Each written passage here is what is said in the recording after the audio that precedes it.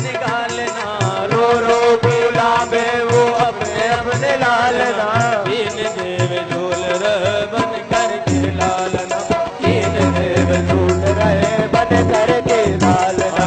माता अनसुईया ने डाल दियो पालना, माता अनसुईया ने डाल दियो पालना, दीन देव झूल रहे बन करके लालना, दीन देव झूल रहे बन करके लालना।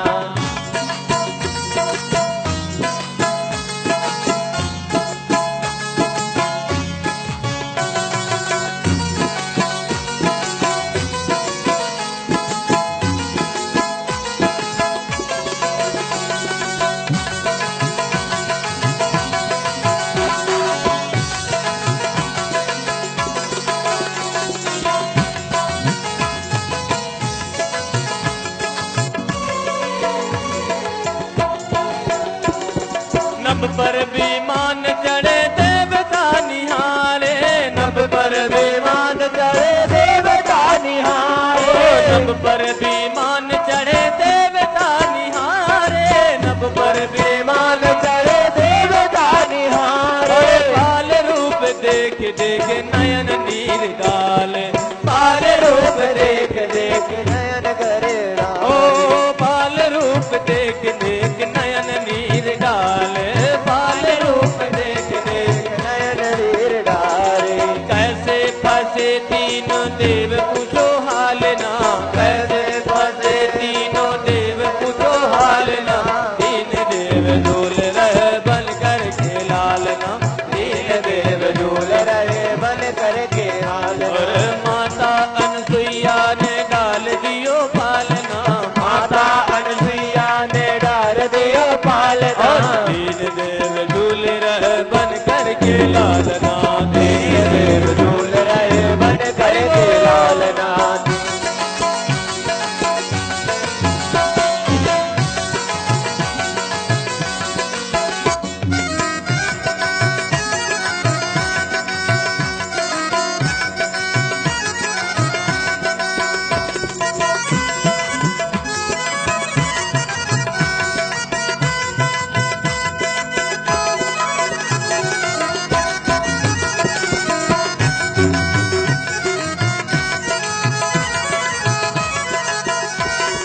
तीनों देवी दुखी होए कुटिया में पधारी, तीनों देवी दुखी होए कुटिया में पधारी, माता हमें पति देवो विनती हमारी, माता हमें पति देवो विनती हमारी। ओ तीनों देव दुखी होए कुटिया में पधारी, तीन देव दुखी होए कुटिया में पधारी, माता हमें पिता देव विनती हमारी, माता हमें मति देवो विनती हमारी। दुखी सब संसार अब करो अवारना, दुखी सब संसार अब करो अवारना, दीन देव झूल रहे बन करके। माता अनसुईया ने डाल दियो पालना, माता अनसुईया ने डाल दियो पालना, दीन देव झूल रहे बन करके लालना, दीन देव झूल रहे बन करके लालना, दीन देव झूल रहे बन करके लालना, दीन देव झूल रहे बन करके लालना, दीन देव झूल रहे बन करके लालना, दीन देव झूल रहे बन करके लालना।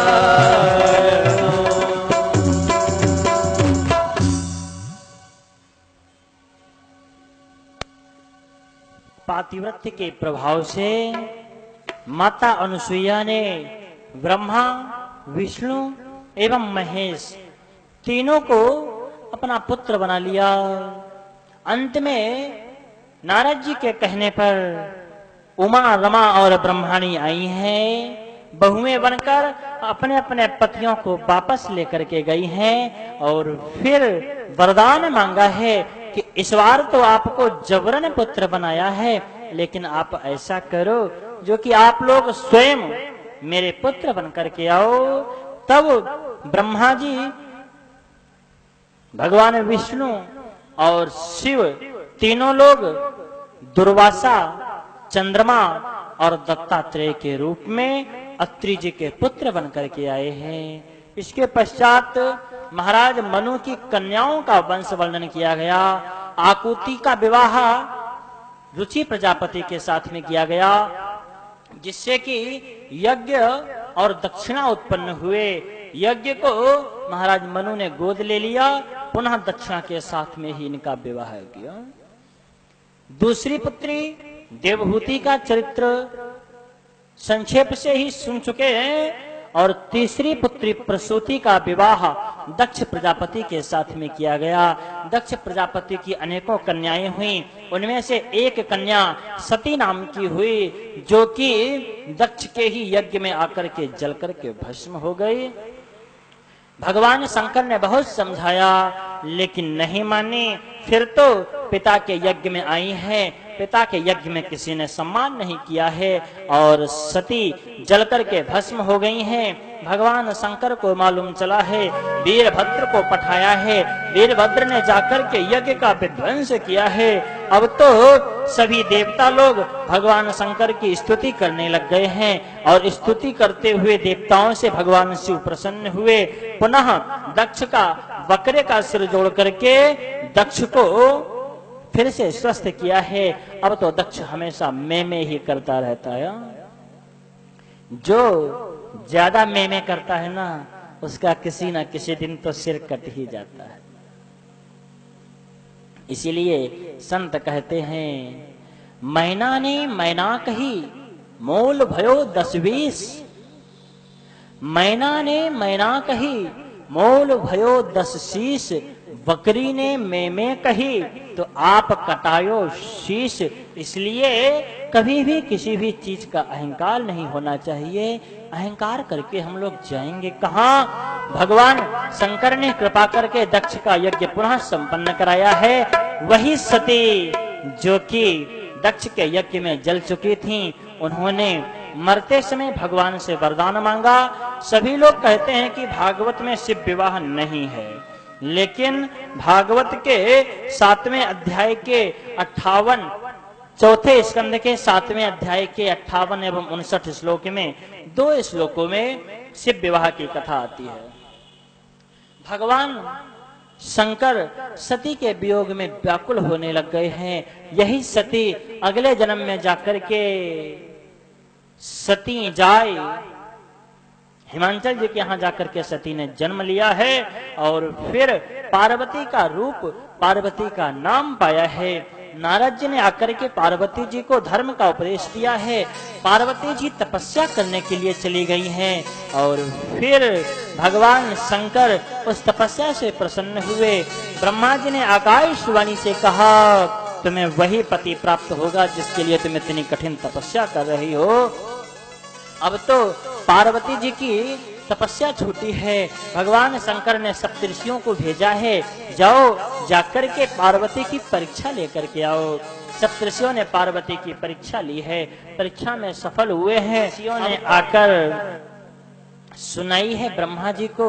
ब्रह्मा जी ने वह लग्न पत्रिका सभी देवताओं को सुनाई है। अब तो सभी देवता लग्न पत्रिका सुनकर के बहुत प्रसन्न हुए, और सबके सब अपना अपना श्रृंगार करने लग गए। विवाह किसका है? विवाह है शंकर जी का, हाँ, लेकिन तैयार कौन हो रहा है? लगे संवारन सकल सुर, वाहन विविध विमान, हो ही सगुन मंगल सुभद, करही अप्सरा गान। देवता लोग अपने विमानों को सजा रहे हैं, खुद सजा रहे हैं, खुद को सजा रहे हैं। ऐसा ही होता है। बारात में दूल्हा तो पता नहीं कब सजता है कि नहीं सजता है, पता ही नहीं। औरों की कौन कहे, मैं खुद अपनी बारात में सज के नहीं गया था। दूल्हा सस्ता है कि नहीं सस्ता पता ही नहीं है, लेकिन बाराती लोग 3 दिन पहले से ब्यूटी पार्लर बुक कर लेते हैं। शंकर जी के गढ़ों ने देखा, अन्य लोग तो इनके सबके नाते रिश्तेदार होते हैं, श्रृंगार करते हैं, लेकिन हमारे भोले बाबा का तो कोई भी नहीं है।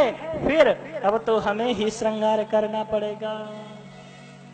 भगवान शंकर के गढ़ों ने श्रृंगार प्रारंभ किया है। गोस्वामी जी लिखते हैं, शिव ही संबोधन कर ही सिंगारा, जटा मुकुट अहिमार सवार, कुंडल कंकन पहिरे ब्याला, तन विभूति पटके, शशि ललाट सुंदर सिर गंगा, नयन तीन उपवीत भुजंगा, करल कंठ उर नर सिर माला, अशिव वेश शिव राम।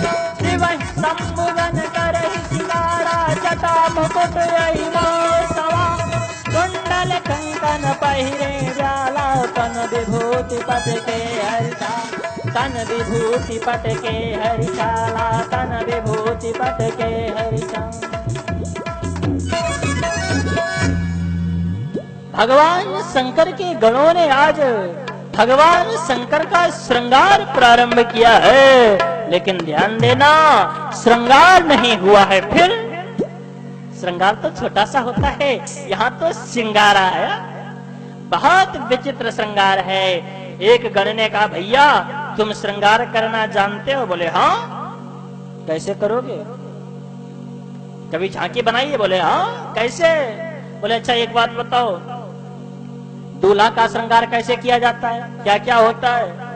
तब उसने कहा, भैया दूल्हा मुकुट पहनता है, यह शंकर जी का विवाह है, इसमें कोई भी काम क्रम से नहीं हो रहा है। बोले कि दूल्हा मुकुट पहनता है, मुकुट कहाँ से लाओगे? अब तो शंकर जी के एक गण ने देखा जटाएं बिखरी हुई हैं, जटाओं को समेट करके मुकुट बना दिया। बोले यही मुकुट हो गया श्रृंगार? नहीं, अभी कमी है। अब क्या कमी है? बोले कि दूल्हा तो मोर भी बांधता। मोर कहाँ से लाओगे? कैसा होता है?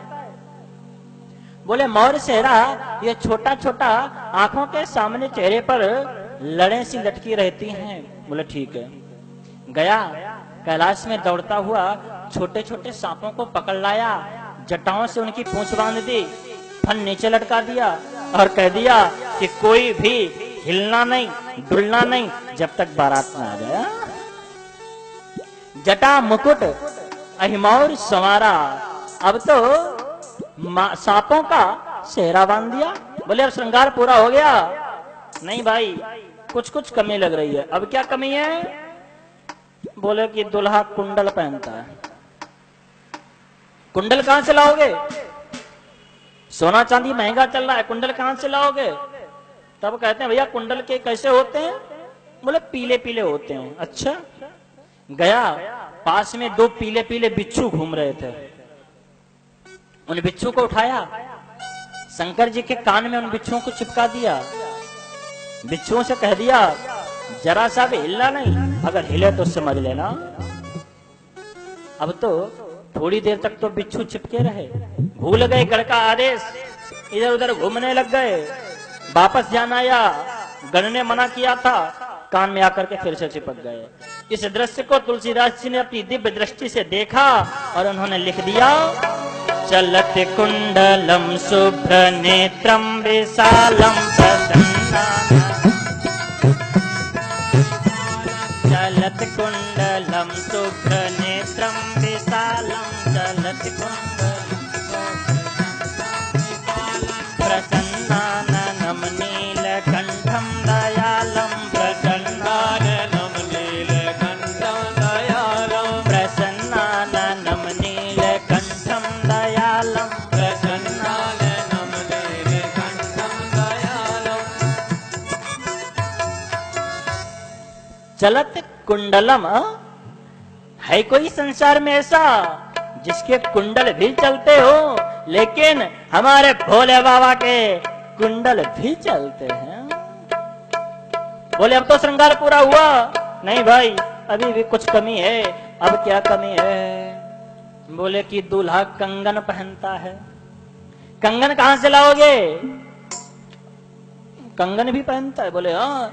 अब तो गया, पास में दो छोटे छोटे सांप पड़े हुए थे, उन सांपों को उठाया, उनकी पूंछ और फन हाथ में ला करके बांध दिए, बस यही कंगन हो गया। किसी ने कहा भैया दूल्हा उबटन भी लगाता है, क्योंकि उबटन के बिना तो दुल्हा काला काला लगता है। उबटन कहां से लगाओगे? अब तो सामने चिता की भस्म पड़ी हुई थी, उस भस्म को उठाया, भगवान शंकर के पूरे शरीर में लेप दिया। चिता भस्मा लेपो गरल मसनम दिक्पट धरो जटाधारी कंठे भुजगपति हारी पशुपति कपाले भूतेशो भजति जगदीशैक पदवीं भवानी त्वत्पाणि ग्रहण परिपाटे फल में। चिता भस्मा लेपो, भगवान शिव चिता की भस्म धारण करते हैं। आज चिता की भस्म का उबटन लगाया गया है। बोले अब तो श्रृंगार पूरा हो गया। बोले नहीं, अब क्या रह गया? बोले दूल्हा को कपड़े तो पहना दो, नंगे लड़का घूम रहा है, दिगंबर घूम रहा है, इसे कपड़े तो पहना दो। अब कपड़े कहां से लाएं? सामने एक सिंह भागता हुआ जा रहा था, उस सिंह को मारा, खाल उतारी, भगवान शंकर की कमर में लपेट दिया, बागंबर का ही वस्त्र बना दिया। अब तो किसी ने कहा भैया अब तो श्रृंगार पूरा हो गया। बोले नहीं, अब क्या रह गया? बोले कि दुल्हा ब्यूटी पार्लर जाता है चमकने के लिए। बोले अपने आप चमक रहा है, माथे पर चंद्रमा विराजमान है। अब एक गण को याद आया कि दुल्हा तो स्नान भी करता है जो स्नान पहले कराना चाहिए, वो कहता है कि दुल्हा स्नान भी करता है। पूरा श्रृंगार हो गया, अब स्नान का नंबर आया, स्नान कराओ। अब स्नान कैसे कराएं? तब कहते हैं कि भैया ऊपर गंगा जी बह रही है, अपने आप स्नान कर लेगा। शशि ललाट सुंदर श्री गंगा, नयन तीन उपवीत भुजंगा। बोले भैया दुल्हा जनेऊ भी पहनता है, जनेऊ कहां से लाओगे? कैसा होता है? सफेद होता है, 3 कंधे पर पड़ा होता है, 3 धागों का होता है। ठीक है, गया पास में 3 सांप सफेद सफेद से घूम रहे थे। उन सांपों को जाकर के लाया और लाकर के हाथ में लपेट दिया, कंधे पर डाल दिया। कंधे पर डाल दिया क्यों? बोले भैया यही जनेऊ है। किसी ने कहा भैया जनेऊ में ब्रह्म गांठ भी तो होती है, गांठ कहाँ है? तब तो सांप का फन और पूंछ दोनों एक में बांध दिए, बस यही दुल्हा की ब्रह्म गांठ हो गई, जनेऊ की ब्रह्म गांठ हो गई। बोले ठीक है, श्रृंगार पूरा हो गया? बोले नहीं, अभी थोड़ी सी कमी है। क्या कमी है अब? बोले अब कमी तो ये है दूल्हा का श्रृंगार इतना सुंदर हुआ है, कहीं ऐसा न हो हमारे दुल्हा को नजर लग जाए। नजर न लगे इसलिए कोई ढिठौना भी तो लगा दो। बोले भैया ढिठौना होता कैसा है? बोले काला काला होता है। अचानक एक गण की नजर पहुंची गले पर, नीला नीला जहर का निशान पड़ा हुआ था, वो हल्की कालिमा भी ले रहा था। बस बोल दिया कि बस यही ढिठौना हो गया। अब तो दूल्हा का विचित्र श्रृंगार किया गया है और फिर सभी लोग तैयार हो गए। कहाँ? बोले बारात में जाने के लिए। हम लोग थोड़ा सा एक भजन का सहारा लेकर के फिर शंकर जी की बारात धीरे धीरे चलाएंगे।